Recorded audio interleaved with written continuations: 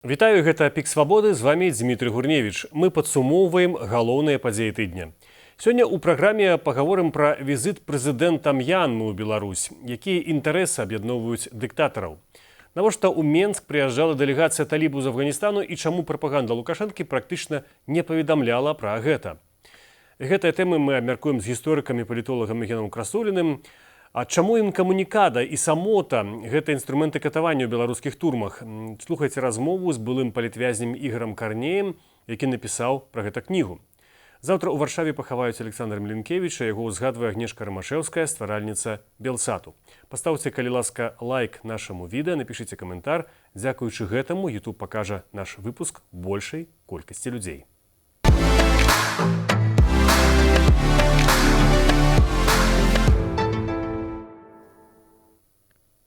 У чацвер кіраўнік хунты М'янмы Мін Аун Хлайн прыбыў у Беларусь з афіцыйным візітам. Сёння ён праводзіць перамовы з Александром Лукашэнкам.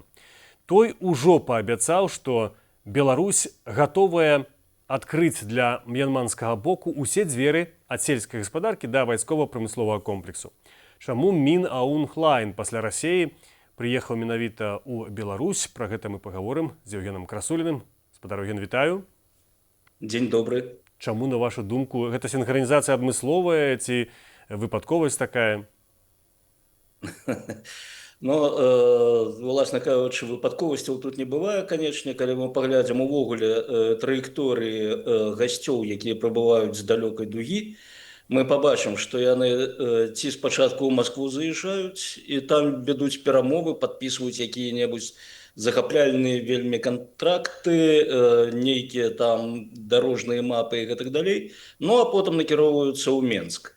Дзеля таго, каб аддаць такую даніну павагі маскоўскаму васалу, які бывае, уласна кажучы, карысным. Вось той жа Мін Аун Хлайн, ён атрымаў ад Лукашэнкі вялікі плезір, калі ў мінулым годзе той прыехаў першы з, скажем так, кіраўнікоў дзяржавы, прыехаў з візітам у М'янму пасля перавароту 21-го года.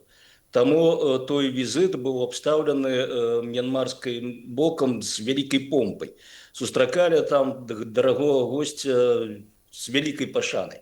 Што і зразумела, бо для м'янмарскай хунты і, уласна кажучы, самога Міна Аун Хлайна вялікі дэфіцыт легітымнасці. Што ўнутры краіны, што за ейнымі межамі. І яму вельмі істотна любая праява увагі з-за мяжы. І тут, як мы бачым, інтарэсы абсалютна сходзяцца, што у беларускага рэжыма, што ў Масквы. Власна кажучы, вось тут, канешне, м'янмарская хунта знайшла вельмі ўдзячную аўдыторыю у выглядзе рэжымаў у Менску і ў Маскве. Так што тое сяброўства нястрыманае, якое пачалося, фактычна вось яно пачынаецца з 21-22 году, яно будзе і далей мацавацца, пакуль што-небудзь не скончыцца. Ці хунта ў М'янме, ці рэжыму ў Менску і ў Маскве. Вот вы кажаце, што для легітымізацыі м'янманскай хунты важны быў візіт Лукашэнкі, і зараз гэта сюды прыляцеў. Але гэта два непрызнаваныя па сутнасці дыктатара ў свеце. Што яны могуць мець разам, калі паасобку яны нічога не маюць у плане гэтай легітымнасці? Дык вось уже і маюць. 1 + 1 = 2. Ужо не пустое месца, ўжо ёсць што паказаць унутранай аўдыторыі. Да, уласна кажучы, знешняй аўдыторыі таксама, што, маўляў, вось, глядзіце, мы не самотныя. Прычым, скажем так, тут раўнавага існуе ў інтарэсах, што з боку М'янмы, што з боку рэжыму Лукашэнкі, бо зноўку ім вельмі істотна прадэманстраваць вось адсутнасць адзіноты. І для М'янмы, в першую чаргу, канешне, для тых, хто кіруе М'янмай, я ўвесь час выкарыстоўваю гэта слова хунта, хоць, скажем так, юрыдычна яны быццам бы правялі выбары ў канцы мінулага, пачатку гэтага году, так што Мін Аун Хлайн ужо не глава Татмадо, то бок узброеных сілаў М'янмы, ён ужо светскі чалавек, і больш за тое ён абраны прэзідэнт М'янмы. Да гэтых выбараў, такі ж набор пытанняў, як і да беларускіх выбараў, но тым не менш, вось гэта дазваляе яму пісацца прэзідэнтам, што, канечне, рангам так вышэй, чым глава хунты, якая незаконна захапіла ўладу. Но, тым не менш, большая частка свету, она не прызнае гэтых выбараў ні свабоднымі, ні справядлівымі, і, адпаведна, для таго ж Міна Онлайна застаецца ездзіць вось па такіх жа ізгоях міжнароднай супольнасці, як лукашысцкі рэжым у Менску і як пуцінскі рэжым у Маскве. Так што тут вось зноўку, канешне, ні Масква, ні Менск для М'янмы, для рэжыму М'янмы не з'яўляюцца галоўным партнерам. Тут, безумоўна, лідарства належыць Кітаю. Але вось усё у нас спрабуюць там запытаць, а ці можа быць Кітай абаронцай беларускага суверэнітэту ад Расіі? Не, ён не можа быць. А вось для М'янмы сувязь той же Расіі, яна быццам бы дае такую альтэрнатыву Кітаю. Кітай для М'янмы, канешне, вельмі небяспечны патрон, бо ён знаходзіцца блізка. Ёсць вялікія элементы ханьскага, скажем так, этнасу на тэрыторыі М'янмы. І гэтыя ханьскія, скажем так, элементы ведуць барацьбу супраць цэнтральнага ўраду. Вось. Ну і ўвогуле у Кітаю там вялікія амбіцыі ў рэгіёне. А Расія далёка. Расія нічога не хоча ад М'янмы, толькі такой жа падтрымкі, як М'янма хоча ад Расіі. Евген, Такім чынам, тут, канешне, ідэальны такі тандем. Ну, а Александр Григорьевич ідзе давескам. Евген, а калі вот адкінуць гэта пытанне легітымнасці, чаго М'янма можа шукаць у Беларусі? Напрыклад, тое, што она не атрымлівала там ад Расіі ці ад Кітаю? Уласна кажучы, нічога. Гэта вось даўно спрабуюць, канешне, прааналізаваць. А што ўвогуле хоча М'янма ад той жа Расіі, Беларусь давескам. І прыходзяць да высновы, што, уласна кажучы, нічога канкрэтнага і няма. Узбраенне, так, узбраенне яшчэ савецкай вытворчасці, ну а потым расійскай вытворчасці па савецкіх лекалах. Гэта тое, што хунту, канешне, заўжды цікавіла. Гэта яшчэ з 90-х гадоў ідзе 20-го стагоддзя. Ну, уласна кажучы, і ўсё. Вось цяпер, канешне, там энергетычныя праекты запісаны. Напрыклад, пабудова глыбокаводнага порта на Андаманскім моры. І тут вось заўважылі, што Татмадо, вось гэта ўзброеныя сілы М'янмы, яны пачалі наступ, выпальваюць проста ўсё на сваім шляху, прымяняюць японскую тактыку часоў Другой сусветнай, паліць усё, рабаваць усё, забіваць усіх, дзеля таго, каб вызваліць прастору для вось гэтага глыбакаводнага порту і адмысловай эканамічнай зоны для Расіі. Але пры гэтым усе папярэднія праекты, яны проста не рэалізуюцца. Яны падпісваюцца вельмі гучна, вось як і цяперашні візіт спачатку ў Маскву, потым у Менск, это ўсё пройдзе па мас-медыа. А далей будзем пакутліва шукаць вынікі, рэальныя вынікі гэтых візітаў і прыходзім да высновы, што, уласна кажучы, рэальных вынікаў няма. І аналітыкі прыходзяць зноўку да высновы праз гэта, што гэта вось такая дыпламатыя ветлівасці. Не эканоміка, і нават можа не столькі вайсковая сфера, хоць, канешне, расейцы вельмі моцна паўплывалі на развіццё ў апошнія часы, у першую чаргу тактыкі ўзброеных сілаў М'янмы ў барацьбе супраць сваіх апанентаў. Дарэчы, тут і Беларусь крышачку далучылася, у першую чаргу праз навучанне кадраў для мьянмарскага войска. А ў астатнім у эканоміцы там ўсё даволі цяжка. Нібыта ён прывёз з сабой гэты прэзідэнт 100 бізнэсоўцаў мьянманскіх. Прывёз, так, цудоўна, яны з'ездзілі ў Беларусі, у Маскве пабывалі. Што таксама прыемна, зноўку пра гэта напішуць, пра гэта скажуць, што яны з'ездзілі. Можна будзе зрабіць выгляд, што гэта вялікае дасягненне у будучыні, скажем так, у патэнцыяле развіцця эканамічных сувязяў. Але зноўку, калі вяртацца да гісторыі, мы бачым, што наступстваў у такіх візітаў вельмі і вельмі мала. І зноўку той ж факт, што мьянмарская хунта вымушана весці зараз наступ на тыя тэрыторыі, якія прапісаны у гэтых дамоўленасцях, дзе будуць развівацца гэтыя самыя эканамічныя праекты, ну, паказвае, што даволі рызыкоўная сфера рабіць нейкія вось такія праекты, дамовы, зноўку дарожныя мапы з кіраўніцтвам М'янмы цяперашнім. Зараз ідзе наступ, вось, калі паглядзець, вайна там ідзе з 1948 года. Вось у 2021 дадалася яшчэ дэмакратычная апазіцыя да гэтай вайны. Адразу скажу, вось тое, што ў нас крычаць, што в рукі зброю ўзяць, усё, ворагі ўсе пападаюць, не пападалі. Вайна ідзе, як і ішла, прычым усё больш жорсткай робіцца, вось калі я казаў, што перанялі тактыку расійскіх войскаў, мьянмарскія вайскоўцы, гэта значыць, што яны пачалі куды больш актыўна атакаваць цывільныя мэты на тэрыторыях, якія яны не кантралююць. Вось зараз просто пачытаць за гэты месяц хаця б там десяткі загінуўшых мірных жыхароў на гэтых тэрыторыях. Ад удараў, удары дронаў, удары авіяцыі войскаў мьянмарскіх. І зноўку вось да чаго гэта прывядзе, ніхто казаць не можа. Калі аналітыку пачытаеш, пункта не можа прайграць вайну. Но з тым жа поспехам яна не можа яе выйграць. Так што яшчэ аб'ядноўвае і М'янму, і Расію, і рэжым Лукашэнкі тое, што няма ў іх акрэсленых мэтаў. Вось яны не могуць казаць, куды яны ідуць. Вось яны увязаліся ўва штосьці, а далей як крывая вывезе. А якая мэта Лукашэнкі ў М'янме? Ну, калі там ідзе ўжо вайна сапраўды дзесяцігоддзя, нават калі Лукашенко ездзіў у М'янму, я сам рабіў для «Свабоды» відэа, у тыя дні там былі баявыя дзеянні літаральна там у 100 кіламетрах ад сталіцы гэтай краіны.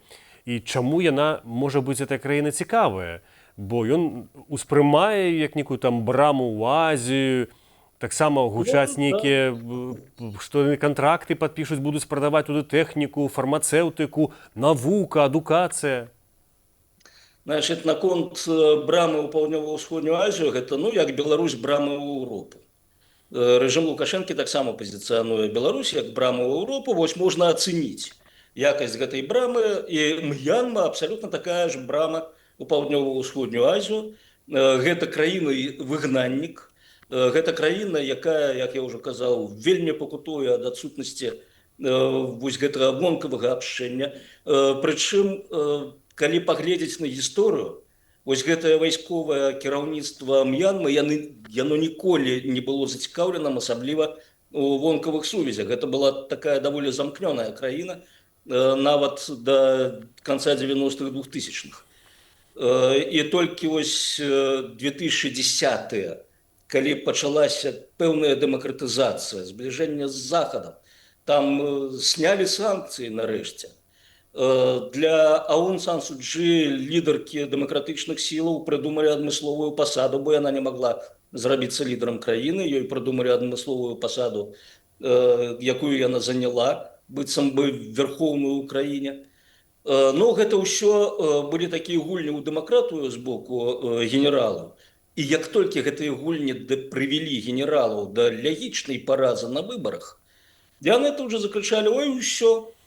І здзейснілі вось гэты самы ваенны пераварот, у выніку чаго усталявалася зноў ваеннае кіраванне. І вось пасля гэтага зноў пайшлі ў выгнаннікі, і вось тут Расія і Беларусь давесак вельмі прадаліся як, ну, такое вакенца, як такая дэманстрацыя, што ўсё ж такі не ў нас ёсць сябры.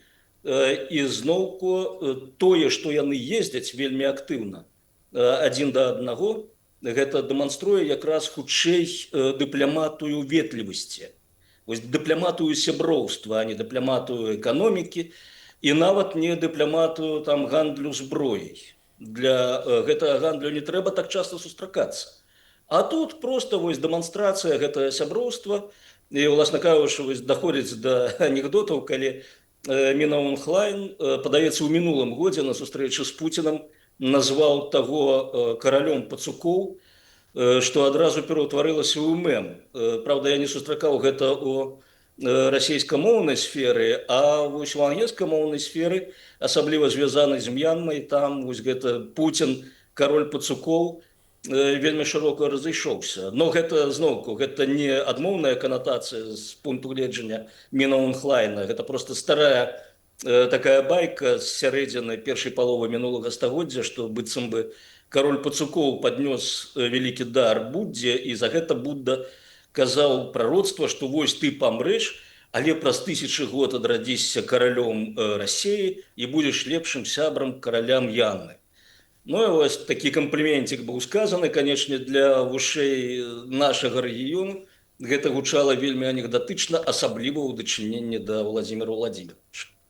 Спадар Ген, еще мне пару пытанняў ёсць пра візіт талібаў у Менск. 13 прадстаўнікоў Талібану пабывалі ў Беларусі. І ў адрозненне ад мянманскага кіраўніка хунты, пра іх беларускае тэлебачанне прапаганда практычна не ўзгадвала. Усе навіны пра іх візіт, там склад дэлегацыі ці нават здымкі мы ведаем выключна з афганскіх СМІ.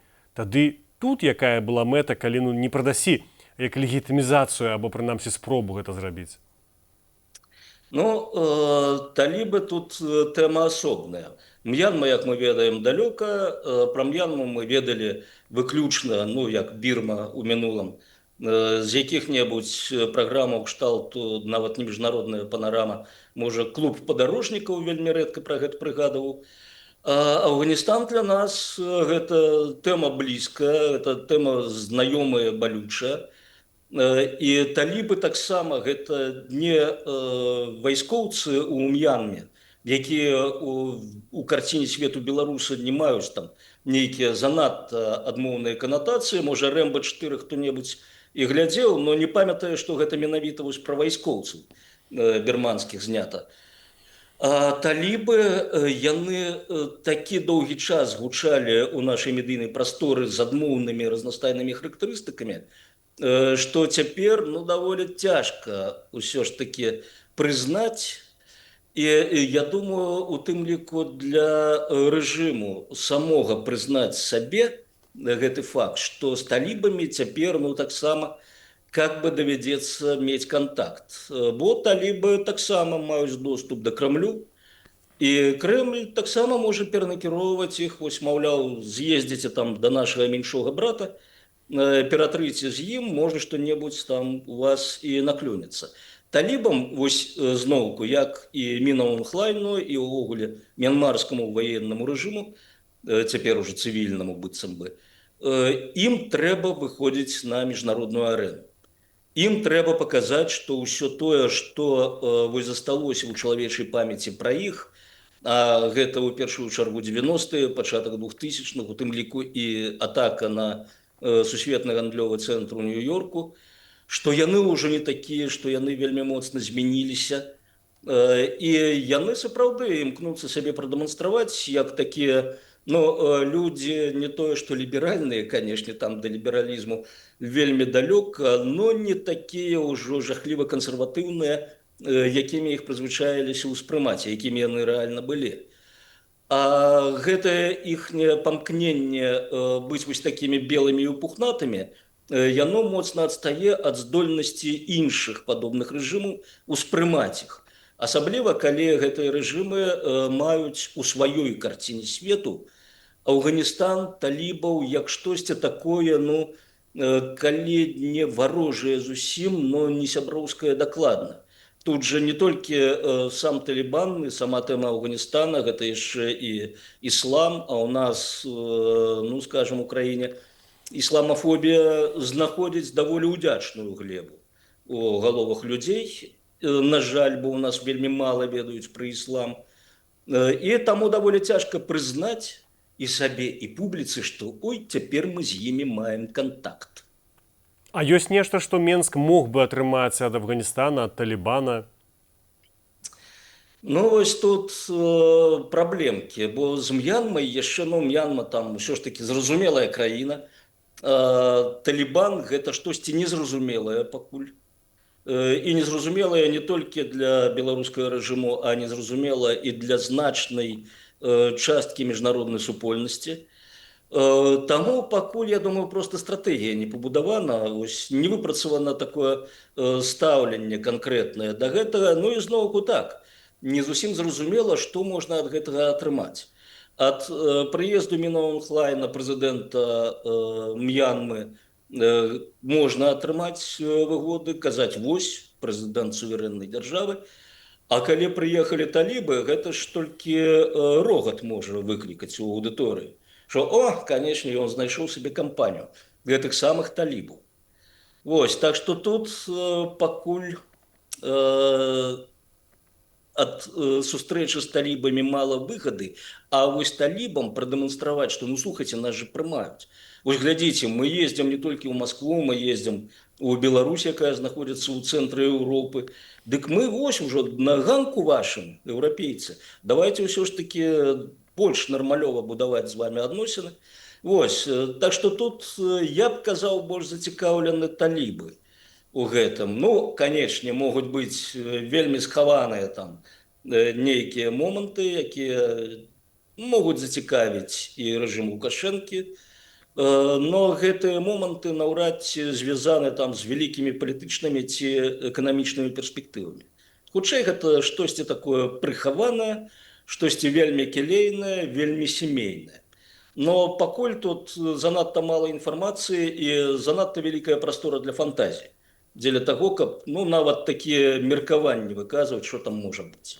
Спадар Ён, і апошняе пытанне. Ну ўсё ж такі бачна, што ім трошкі ўдаецца выходзіць з изоляцыі, маю на ўвазе талібаў, і вось яны зараз ліст Трампу напісалі таксама, паказваюць, што яны не такія, як былі раней. А ці сапраўды гэта так? Што здарылася з талібанам, што сёння гэта не ўспрымаецца ўжо як некая там супержудасная тэрарыстычная арганізацыя?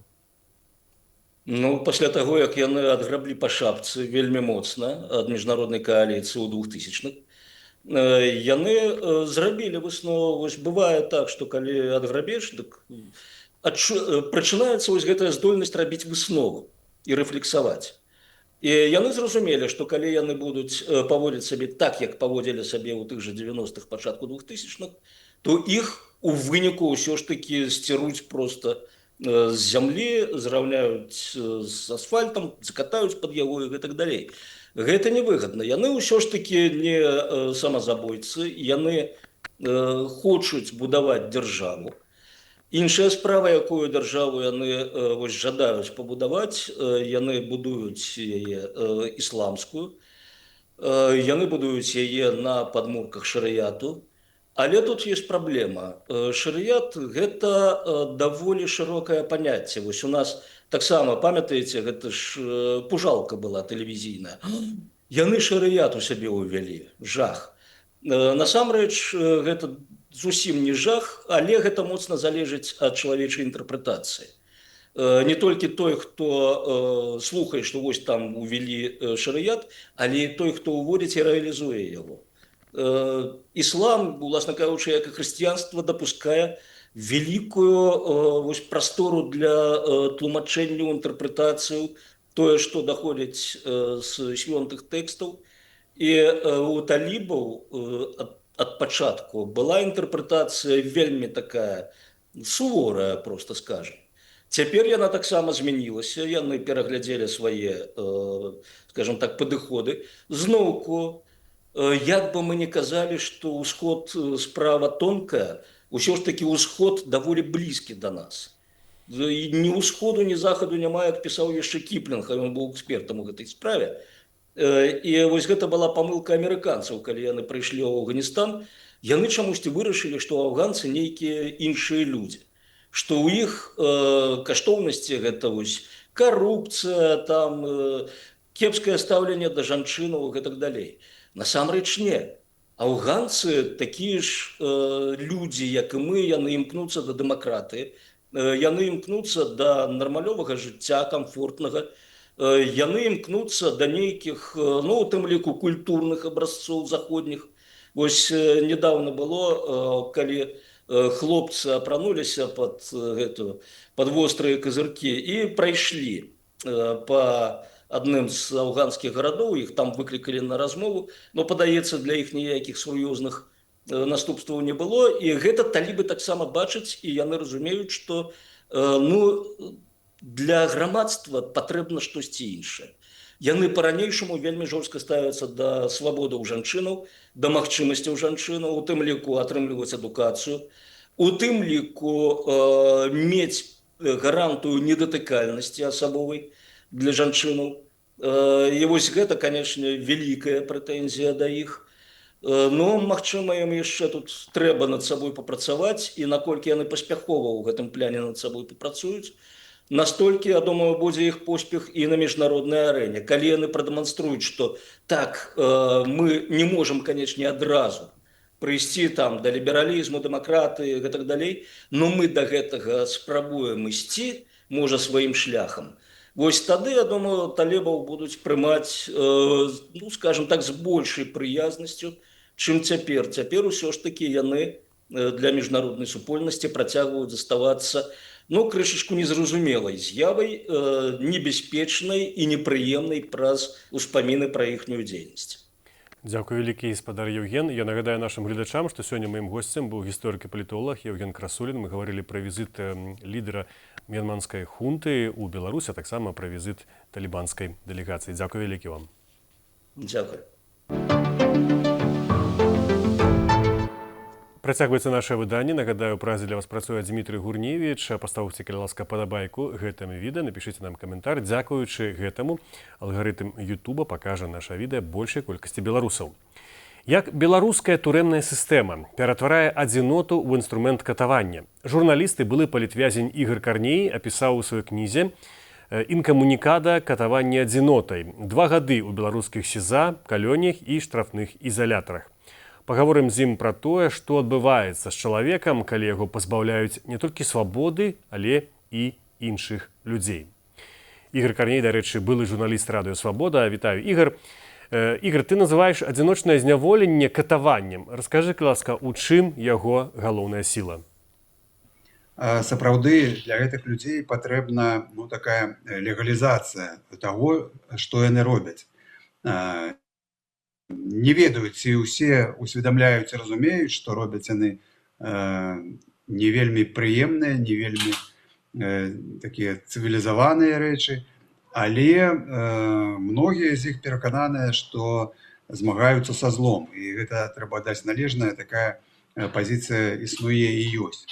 І вось праз катаванне, праз здзек наўмысны, яны ў гэтым сэнсе сябе, ну, як бы выводзяць па-за такія рамкі недазволена. Ну, з іх гледзячы, напэўна, яны робяць нешта у рэчышчы закону. Але калі апынаешся з таго боку, і ты сябе адчуваеш такім, ну, падвопытным, як, ну, мыш там, ці пацук нейкі, вось, лабараторны, то там зусім іншае адчуванне і зусім іншае разуменне вось гэтай сістэмы. У маім выпадку вось катаванне адзінотай, як у загалоўку кнігі, яно цягнулася бесперапынна, ну, цягам паўгода. Гэта не самы вялікі тэрмін. Вядома, што ёсць людзі, якія перанеслі і ўдвая, і ўтрая большыя тэрміны, але гэта сапраўды здзек і гэта катаванне, таму што цябе наўмысна, ну, як бы замыкаюць у вельмі абмежаваную прастору.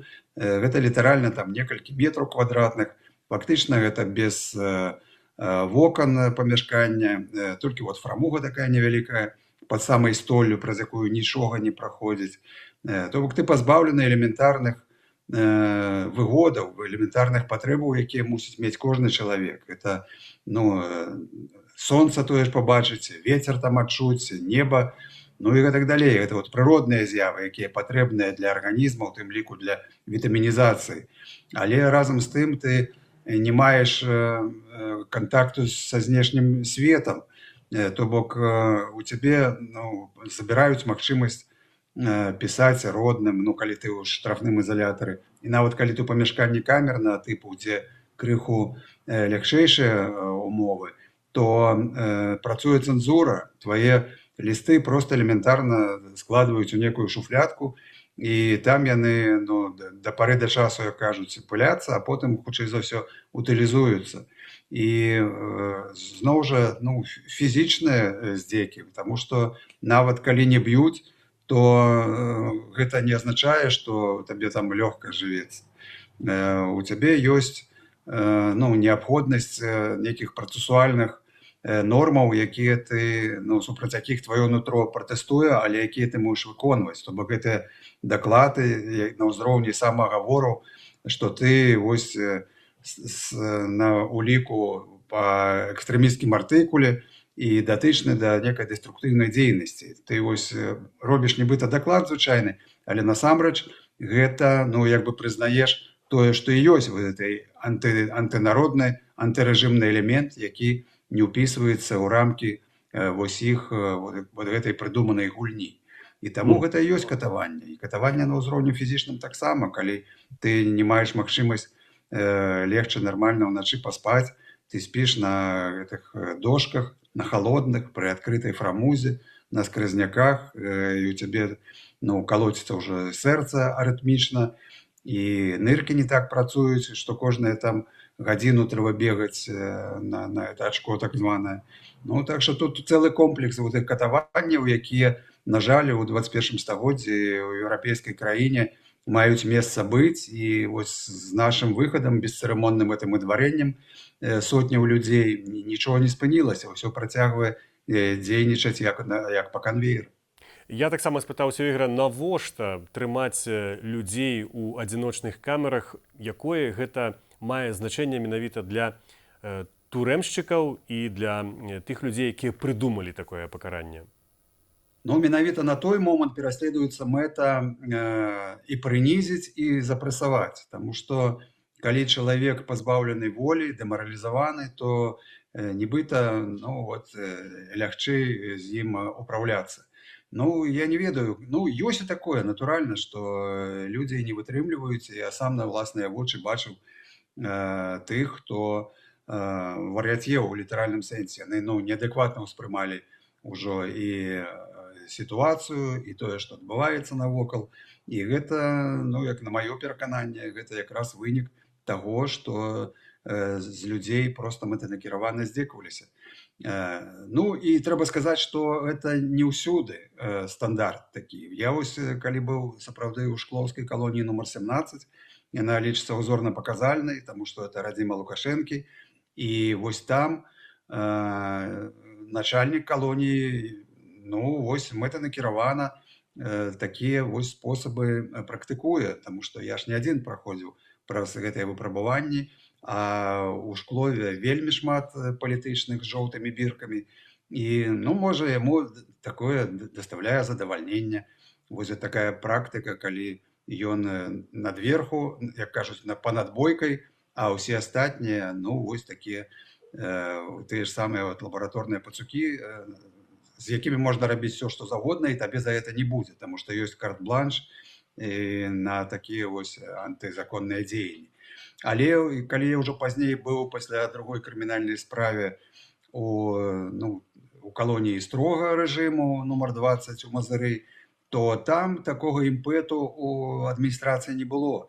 Так, мяне там прэвентыўна, літаральна пасля тыдня у карантыне адправілі ў штрафны ізалятар, але гэта было ўжо параўнанні са Шкловам, такая, лёгкі шпацыр, можна сказаць. Найперш ты не быў адзінокі, ты быў у камеры там 4, 5 і 6 нават чалавек адзін час, мяне адразу на месяц 2 разы па 15 сутак. Вось, і там проста ліберальная ўмова ўжо там увечары перастукванні паміж камерамі, там пераклічкі нейкія былі, і нават прыкарнуць можна было пасярод дня, там лежачы галавой на руках.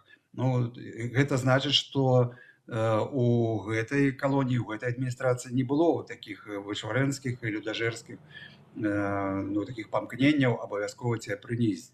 Таму я думаю, што шмат залежыць ад кіраўніка, ад самой установы і тое, як там вось эта піраміда чалавечая дзейнічае.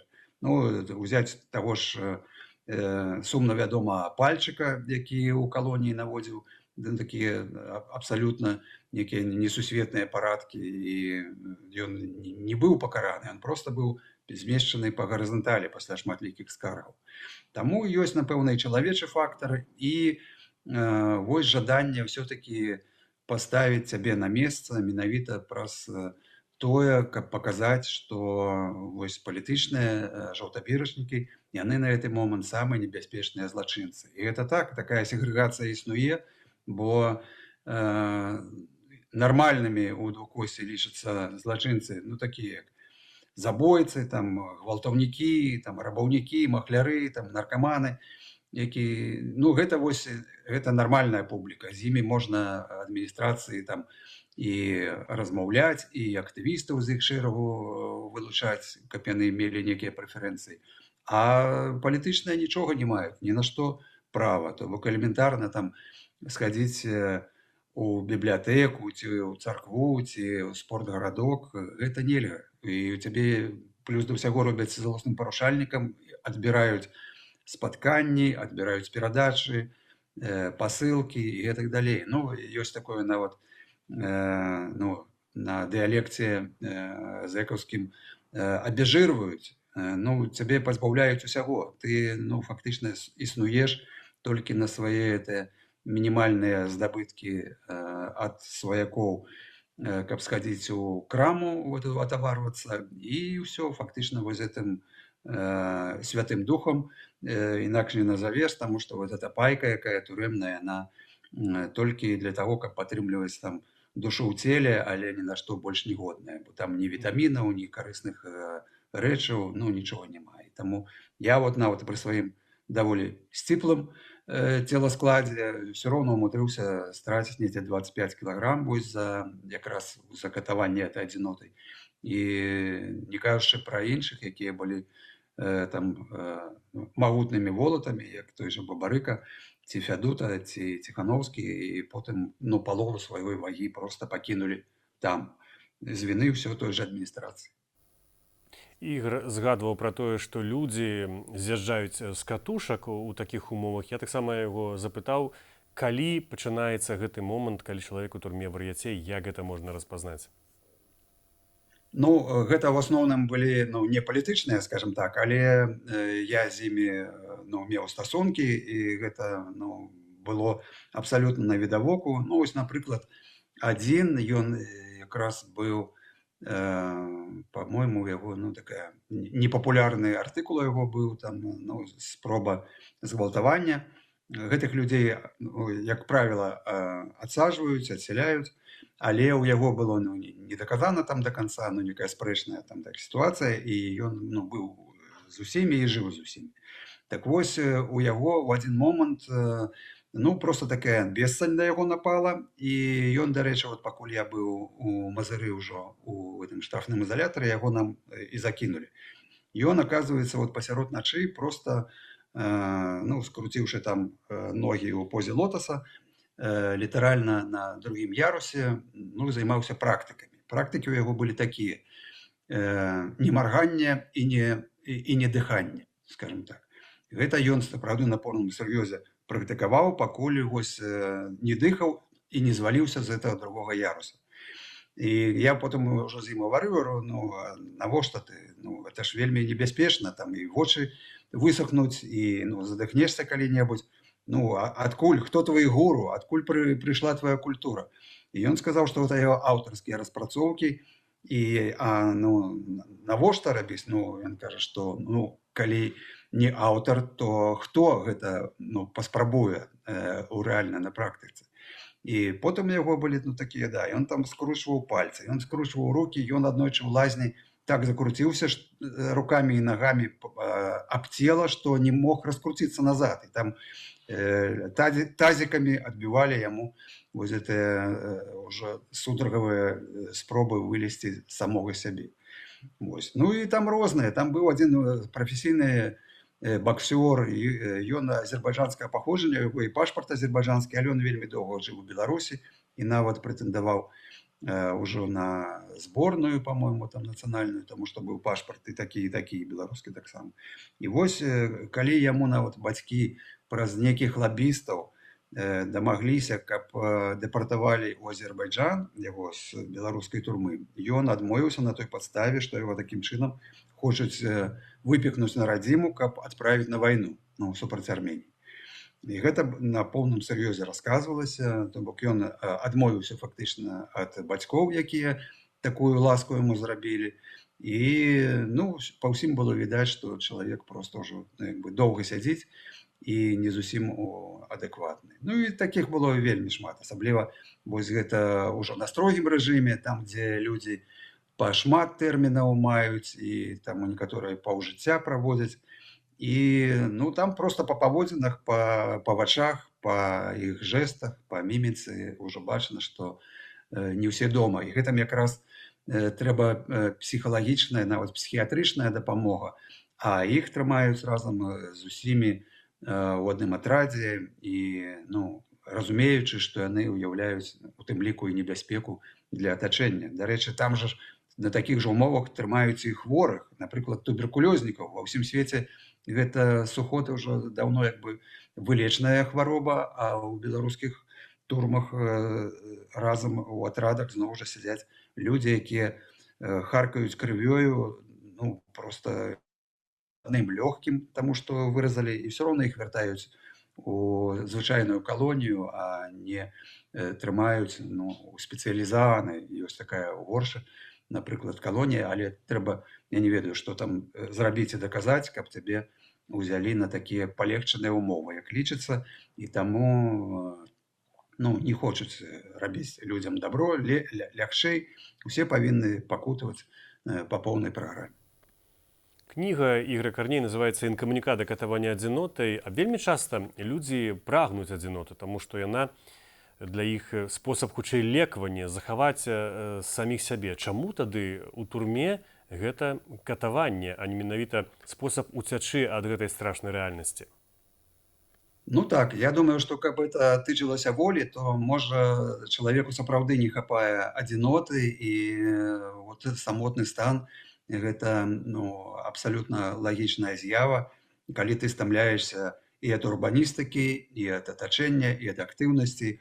А ў калоніі, у турме перадусім, гэта крыху успрымаецца не так, таму што калі без твоей згоды вось так сажаюць у клетку ў літаральным сэнсе, і праз клетку з табой кантактуюць, таму што ты ну, увесь закратаваны, вось, то гэта ўжо успрымаецца як такое, ну, як гвалт над табой, над тваім унутраным светам. І асабліва, калі ну, вось, знаходзішся ў штрафным изалятары ці памяшканні камернага тыпу, ну, ты, калі з гэтага боку дроту калюча, ты ў любы момант можаш адмовіцца ад гэтай адзіноты і як бы скарыстаўшы яе напоўніцу, стаміўшыся ад яе, ты можаш вярнуцца да людзей, у калектыў, у сям'ю і так далей. Там ты не маеш это права. І калі там на 3-е, на 5-е суткі ўжо сапраўды разумееш, што гэта надоўга, но гэта яшчэ больш цябе разгойдвае, твая свядомасць становіцца ну, проста вельмі такая ўразлівая, і ну, ты разумееш, што гэта безвыходная сітуацыя, гэта ну, такая, ну, капкан, там, які ты трапіў, ну, як звер, і проста чакаеш, чым это ўсё скончыцца, а скончыцца можа не хутка і толькі ну, зноў жа там з добрай ці не з добрай волі кіраўніка вось этой установы. Але калі у цябе жоўтая бірка, то ілюзіі ну, практычна марныя. І таму гэта вельмі цяжка. І калі ты асабліва ў шыза, ты не маеш магчымасці рабіць нічога, ні на што цягнуць увагу. У цябе ёсць толькі вот два варыянты. Ці хадзіць бясконца, намотваць кругі па гэтым абмежаванай прасторы, гэта літаральна 7-8 метраў ну, паміж уваходнымі дзвярыма, там, сценкай, адкіднымі нарамі і вось гэтым ну, прыбіральняй, скажем так. І гэта адно і тое, што цябе ў галаве вот, адзін і той жа маршрут, і ў нагах таксама. І таму ну, вельмі цяжка. Ну, і ці можаш сядзець на лаўцы. Але калі ты сядзіш на лаўцы, ты заўсёды хочаш закімарыць, таму што ноч, як правіла, бессонная, ты не паспяваеш нават там гадзіну добра паспаць, таму што вельмі холодна у любую пару года, цвёрда, ўжо гэтыя пролежні, сінякі, практычна не можаш проста засяродзіцца на тым, каб заснуць. А натуральна, што ўдзень хочацца гэта кампенсаваць тое, што недасып вот гэты начны, а нельга. Гэта новае парушэнне, а парушэнне гэта новыя там прывады на дыван да начальніка, новыя папярэджанні і вот такая ланцуговая рэакцыя, якая даводзіць потым да 411 артыкула ці да турэмнага рэжыма пераводам. Вось. І таму асабліва калі вось даходзяць нейкія навіны, вот калі ўжо ПКТ, то все-таки дазволена ліставанне, раз на 3 тыдні, напрыклад, прыносіць лісты, і калі ты даведваешся, што у кагосьці з блізкіх гора бяда, як у мяне там, я даведаюсь такім чынам пра анкалагічны дыягназ сваёй жонкі, там, в прынцыпе, ніякая нармальная, адэкватная, добрая думка не прыходзіць у галаву. А калі ты сябе яшчэ накручваеш, то гэта вельмі складана, вельмі цяжка, і ўвогуле стан такі недалёкі ад безвыходнасці. Я вось сядзеў, калі у Шклове, то літаральна незадоўга там да мяне была трагедыя з Вітольдам Ашуркам, а калі вот мяне забіралі ўжо перад гэтым, літаральна я быў на магіле Алеся Пушкіна, гэта ўсе людзі, якіх я ведаў. З Пушкіным у нас вельмі былі прыязныя, прыяцельскія адносіны. І вось людзі скончылі такім чынам. І я прыкладна там у іх узросце, чаму я там нейкі асаблівы і там пацалаваны Богам ці што, каб уратавацца ад такого ж сыходу. І калі вот такія накручванні ідуць, яны не беспадстаўныя, і калі там ад гэтых скразнякоў пачынаюць адразу балець зубы, потым пачынаецца сардэчная арытмія ад таго, што пастаянна на скразняках ныркі проста адмаўляюць. І ты разумееш, што можа чымсьці гэта і кепскім скончыцца, і ўнутрана, і нават ужо падсвядома, і можа і рыхтуешся да такога сцэнару. Але вось удалося вытрымаць, і гэта унутрана для сябе таксама зрабіў такую засечку на целе, што гэта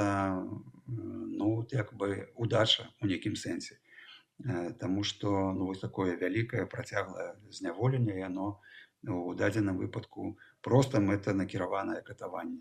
І гэта, я думаю, скажуць у бальшыні сваёй тыя людзі, якія прайшлі праз гэта адзіночнае свядомае зняволенне. І калі без твайго жадання, без твайго дазволу, натуральна, пра дазвол тут ужо гэта высакапарна сказана, таму што ніхто твайго меркавання ў гэтых месцах нават не запытвае.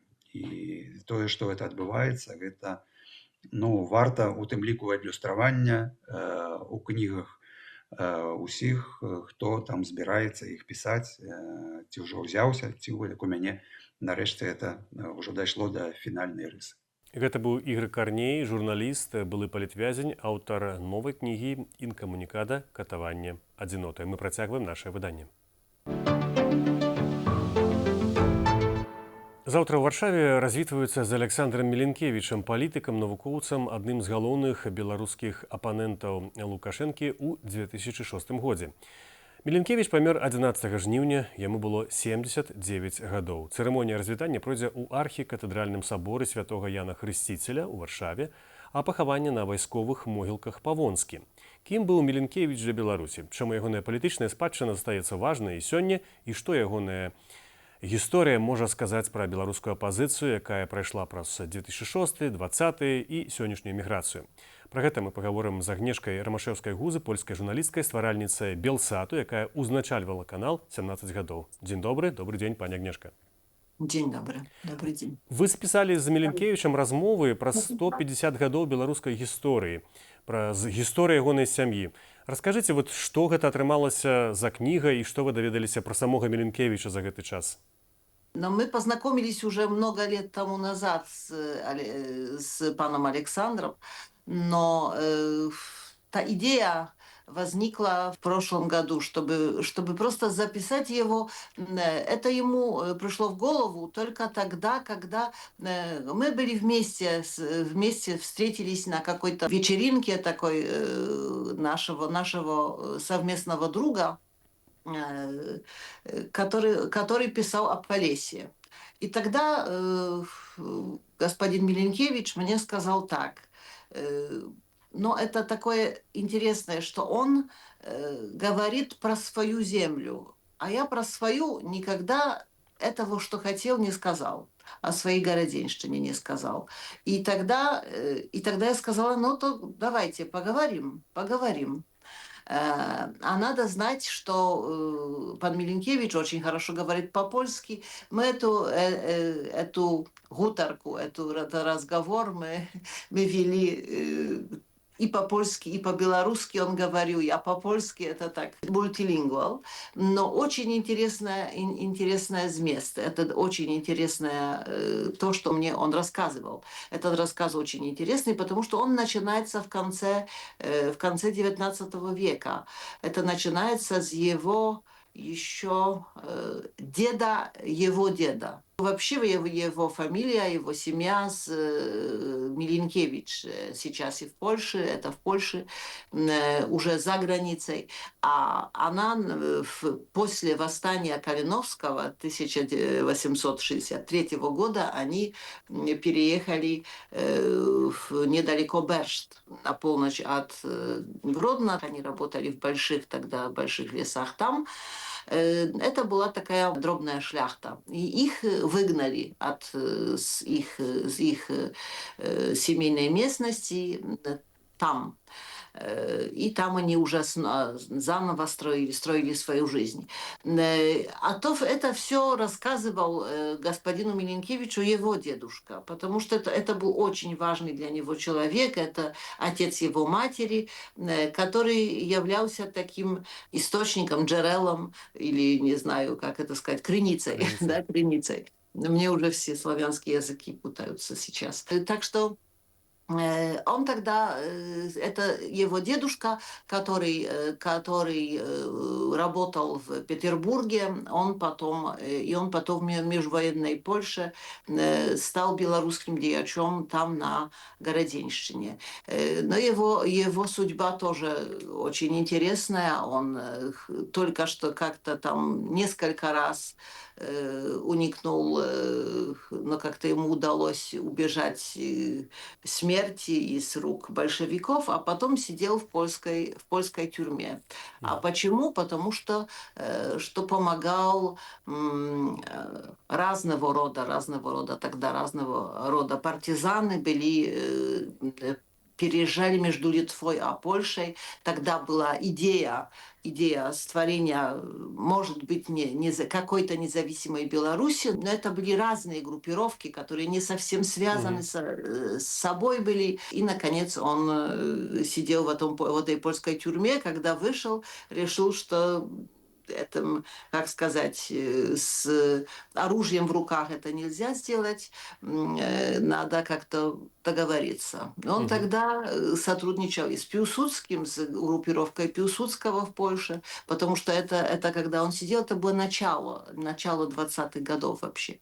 А потом очень интересная история родителей пана Александра, которые воспитывались в Гродно, а потом работали в Варшаве, работали в таком очень-очень известном детском доме в Варшаве. Это есть дом Януша Корчака.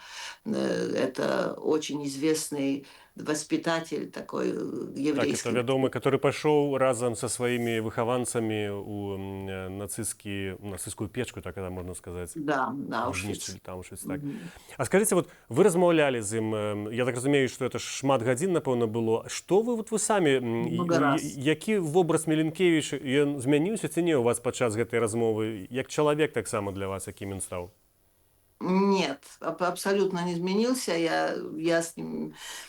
Мне он всегда казался очень симпатичным человеком, таком с глубокой культурой тоже. Я видела, как он с этого вырос просто, и как это важно для него, потому что эти все разные точки истории, разные случаи истории, то все, что происходило, это для него такая крыница, с которой он вырос просто. И на это вообще, так как я сказала, вот такой и симпатичный как человек. С ним очень симпатично разговаривать, потому что он был, ну такой, он, можно сказать, ну, любил человека. Он просто относился к тому, с кем разговаривал, очень хорошо. Может быть, это иногда ему не в пользу пошло, но не знаю. Но это впечатление, которое во мне осталось. А еще эти разговоры все очень интересные, потому что это все мы так разговаривали об этом. У него большие знания. Мы разговаривали, мы дошли от этого, как я сказала, этих 60-х годов XIX века до сегодняшнего дня почти через Советский Союз весь перешли. И это видно было, он об этом довольно много знал, потому что он был по профессии физик, но как сказать, хобби, это можно сказать, историк, так Так, что так. очень много знал и очень любил Городенщину. И то, что он хотел, это я знаю, что хотел в этом передать, это он хотел передать специфику, вот такую особенность своей земли, какая она. Во всей Беларуси Городенщина уникальная. И он хотел об этом рассказать и об своем опыте политическом тоже. Пані Агнешка, а эта кніжка выйдзе на польскай мове, ці таксама беларусы змогуць яе па-беларуску прачытаць? І калі это адбудзецца? Но я надеюсь, что мы сможем найти деньги тоже, чтобы перевести это на белорусскую. Такая была идея у нас, что это будет по-белорусски тоже. Это будет немножко, наверное, это будет с польской точки зрения написано, потому что это я задавала вопросы, и я про это спрашивала все. Но я думаю, что это может быть очень интересно белорусскому читателю. Я сейчас договорилась с Яном Малицким.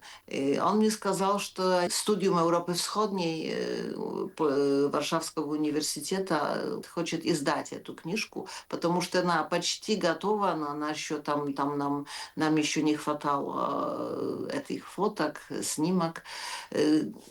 На жаль, большая проблема такая, что большая часть фотографий, старых семейных фотографий осталась в Берштах. А Бершты сейчас сядзіба дом яго, который арыштаваны. Яшчэ вельмі кароткае апошняе пытанне. Якраз у 6-м годзе адбыліся выбары, калі беларусы шырока пра яго даведаліся, і тады пачалася ваша такая вялікая прыгода з Беларуссю. Пасля гэтых выбараў вы пачалі Белсат арганізоўваць. Скажыце, а вот на вашу думку, Міленкевіч меў тады шанец увогуле стаць прэзідэнтам Беларусі? Ці сістэма ўжо не прабіўная была, або людзі б за яго не прагаласавалі, бо ён занадта быў для іх інтэлігентны, або чужы? Это так говорили тогда, я его помню даже с тракторного завода, в котором, мне кажется, это было в октябре 2005 года, он ставал этим единым кандидатом от оппозиции. Я даже помню, когда Шушкевич рассказывал про него и просил, чтобы за него голосовать. Я думаю, что у него не было шанса. Я тогда думала, что, может быть, есть, но я еще была наивна, я только что начинала работу с Беларусью. Но сейчас я думаю, что, наверное, шанс не было больших. Почему? Потому что мне кажется, что тогда Беларусь еще не как вся нация, как вся общественность еще не созрелы достаточно, чтобы отбросить Лукашенко уже, чтобы понять, что это такое, чтобы большинство поняло. Потому что там какая-то часть, я не знаю, 1/3, может быть, она это понимала уже тогда, но еще большинство не понимало, мне кажется. И тогда говорили, что он, может быть, он слишком, как сказать, слишком польский, может быть, потому что он с пограничья вообще, с Градзенщины, что он слишком интеллигентный. Я не думаю, что это самая проблема. Проблема была такая, что вообще я не думаю, что мог бы найтись кандидат, который бы выиграл тогда с Александром Лукашенко, реально выиграл. Я думаю, что выборы были сфальсифицированы, так что, наверное, может быть, и господин Миленкевич, у него было там 25% или 30, может быть, или, может быть, 22, не знаю сколько, но я не думаю, что большинство могло быть тогда. Дзякуй вялікі, пані Агнешка. Я нагадаю нашим глядачам, што сёння маёй госці была Агнешка Ромашэўская, стваральніца тэлеканалу Белсат, якая 17 год ім кіравала. Дзякуй вялікі вам. Мы узгадвалі Александра Міленкевіча, палітыка і навукоўца, якога заўтра пахаваюць у Варшаве. І на гэтым наша выданне завяршаецца. Для вас у празе працаваў Дмітрый Гурневіч. Вы глядзелі «Пік свабоды». Будьце разам з намі, заставайцеся за свабодай.